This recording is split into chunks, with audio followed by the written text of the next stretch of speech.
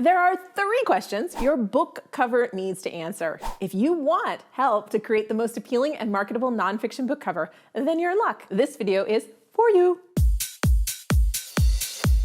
Hey there, I'm Julie the Book Broad of Book Launchers. Every month, except for July and August, we host deep dive training sessions. These are Saturday sessions where we work on helping you write your book, dive into a subject for in-depth training like interviewing experts or talking about marketing. If it's something that's gonna help you on your nonfiction author journey, we cover it. If you feel like you're missing out, you probably are. So head over to booklaunchers.com and get on our launch letter newsletter list so you get invited to the next one. In the meantime, you can enjoy a snippet from our March training session where Melissa Sobey, our production supervisor, took you through 3 questions your book cover should answer with examples. Take it away, Melissa. These are the 3 questions we feel really target your reader.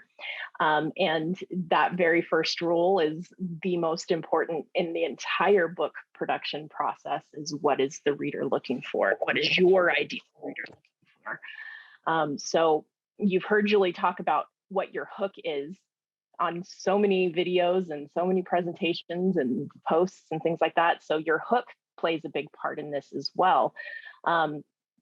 When you're thinking about the problem, what in the hook of your book, what is the problem you're identifying there? Think about, if you're writing a book, let's say about real estate, like Matt Piccini, is the problem the investment side of it? Is the problem the people side of it? Is it a combination of those things? This is Matt Piccini's book. We talked about it in the minutes before this video recording as she discussed having a subtitle that sells your book to your ideal reader and showcases your hook. For Matt, his book just isn't another real estate book. He's taken his cool theater background and integrated it into this book and addressed the core problem he found in real estate, which was people saw real estate investors as slumlords and greedy. But he sees real estate as something that can be profitable and improve communities and help the people who live in the buildings and properties. You get that from his title. Produce passive income, write your own story, and direct your dollars towards positive change. And so his title and subtitle speak to his reader, and his cover starts to allude to the problem he is solving and the interesting way he's solving it. But Melissa has a cool example in it as well. So let's go back to her. This book is, this has a great title and subtitle. There's lots of keywords in here. But Sam Nix, his book deals with empowering teachers so that they can have a classroom full of students that are actually accomplishing something wonderful, and reaching their full potential as students and in general, as they go on from high school and into college and into their careers, like things that they can take with them throughout their whole life. And he's coming at it from an administrator's point of view, and he's looking at it. How am I, as an administrator, passing the baton to my teachers so that my teachers can then pass the baton to students? And so it's a very interesting image story that he's putting together. And we really loved this cover. It was difficult to get it exactly like this. There were a lot of little tricks and tips that our cover designer had to put together to make that happen. So, but it was very much worth it in the end. One thing Melissa says here that I've never really talked about with you is, what is the story you're telling on the cover? I think that's a great perspective. Now, the next question.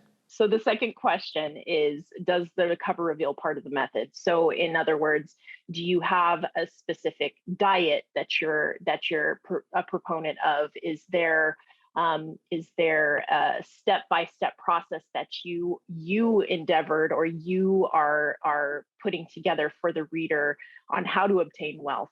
Things like that. Is there something in your book, in your hook of your book, that is showing what the steps are to get to the result of that you're promising? So for the next slide, I know I changed this one at the last minute. So yes, Odile and Steve. So this is a fantastic book.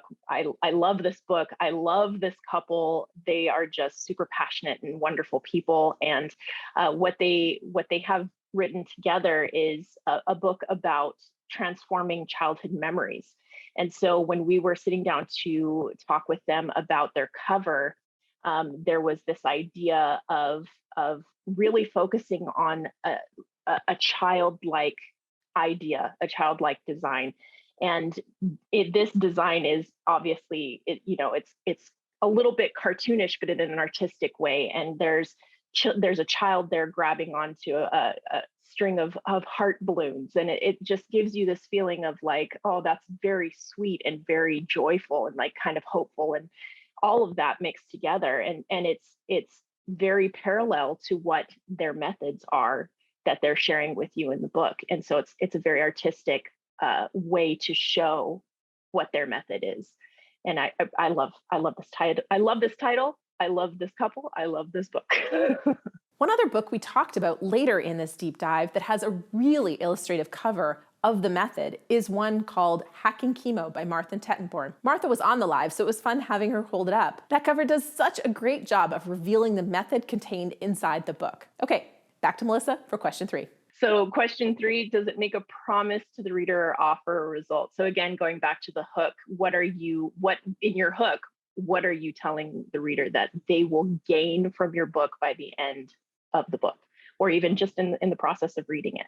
And so in for the next slide, this is one of our favorites, Guy Blaze. He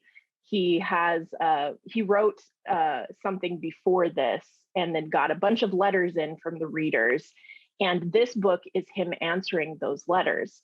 And it's wonderfully put together. It's hilarious. It's sometimes shocking. It's sometimes, it's a really well done book. And most of it is the advice that he received from his grandmother, his French grandmother. And so it's a beautiful book. It's very well written. And when we went to put this cover together, he really wanted to show that this was about reconnecting or strengthening the bond that you have in your relationship.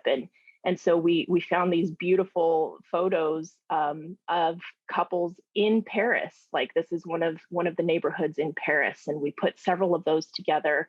Some of the iconic, architecture were some of the options that we showed him. But ultimately, we came back to this one because it just has that feeling of intimacy and that feeling that we were hoping to convey with the results that you could get from reading this book.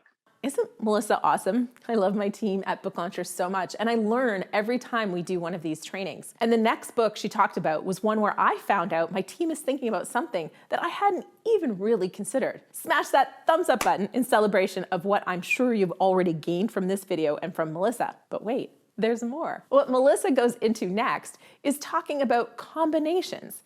Maybe your cover tells the story, reveals the method, and the solution. Or maybe it teases the problem and the method. Your cover may do more than one thing, as this next example shows. It seems simple. It doesn't really look like a story, but when you get into what the book is about, Darby is telling us, like, there is a conflict for leaders. Some people are much more management oriented, and some people are much more vision oriented.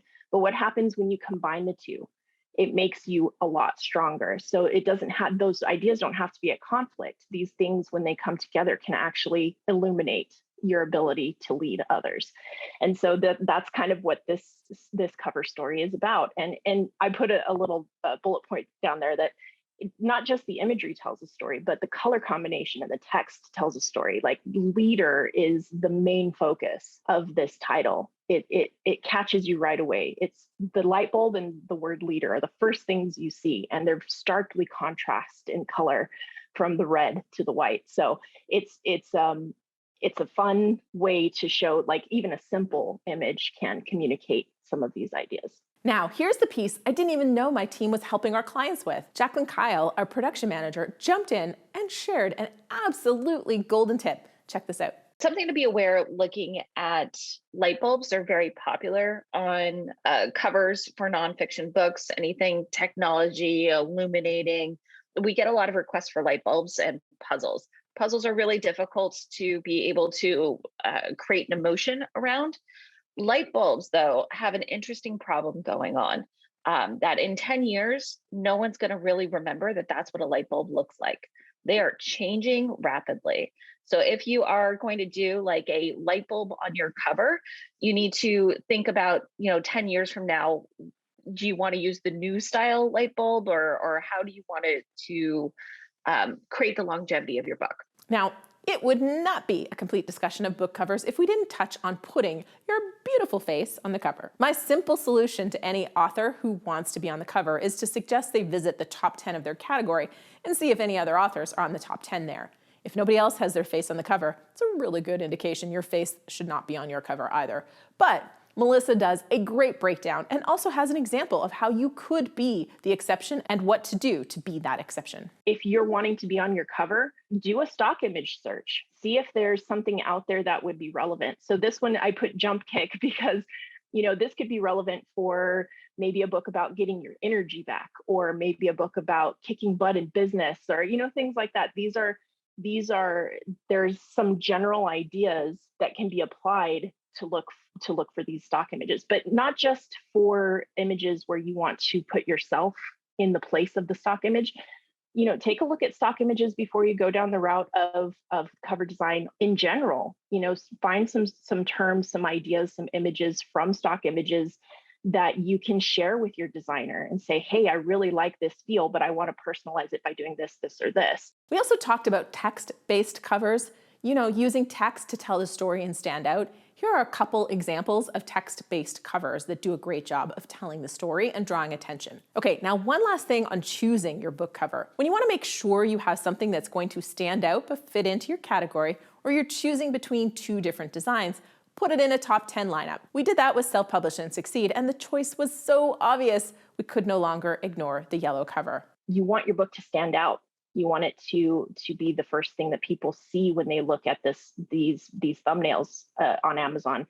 And in this case, this actually really helped us pick the final design for Julie's book. And I think she's told this story before, but she was not leaning towards yellow. Yellow was not her favorite. And then when we put it in the top 10, it stood out so starkly against the rest of them that it was undeniable that this was going to need to be the cover. So we were all blown away when we saw this top 10 put together thumbnail list. We were like, oh yeah, it's got to be the yellow. Phew, that was an intense training on book covers. Thank you to Melissa Sobey for her prep and for the great examples she showcased here. And if you're thinking, man, I need that awesome Book Launchers team to help me with my book, well, it would be our pleasure. Connect with us at booklaunchers.com/application. Take a couple of minutes to tell us about your book idea and the help you need, and we'll set up a call or send you resources to support you forward. Now, if you're wondering how to make sure your title and subtitle are set up for success, this video is a must. And if this video has you anxious to finish writing your book, but you really don't want to do any more typing, well, that video right here, not that one, this one, is on writing without typing, and it's exactly what you need to watch. Both are guaranteed good time, so click on over, and I'll see you there.